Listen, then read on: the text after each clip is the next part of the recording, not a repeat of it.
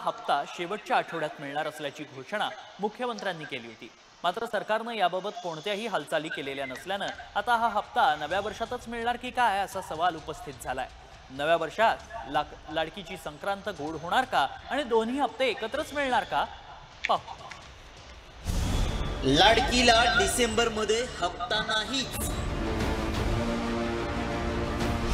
डिसेंबरची ओवाळणी नवीन वर्षातच।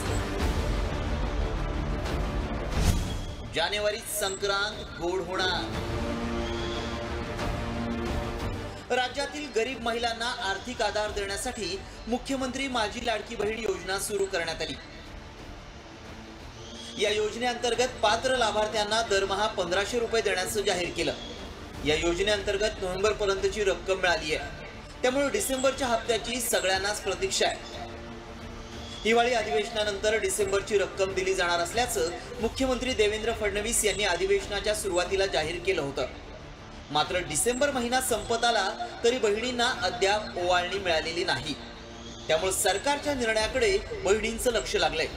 1500 रुपयांचा हप्ता जमा होण्यासाठी आणखी काही दिवसांचा कालावधी लागण्याची शक्यता आहे। डिसेंबरच्या हप्त्याबाबत मुख्यमंत्री काय म्हणाले होते पाहूया।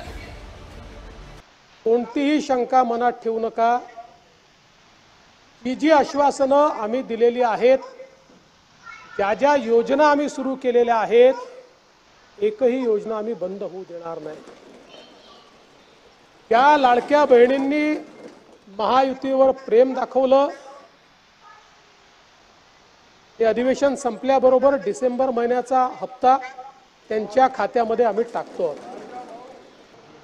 मुख्यमंत्री माझी लाडकी बहीण योजना याकरता 1400 कोटी रुपयाची तरतूद करण्यात आलेली आहे आणि म्हणून वेगवेगळ्या योजनांच्या माध्यमातून या ठिकाणी आम्ही ज्या योजना दिल्या होत्या त्या पुढे सुरूच राहतील याचं द्योतक या पुरवणी मागण्यांच्या माध्यमातून आपल्याला मिळालेलं आहे।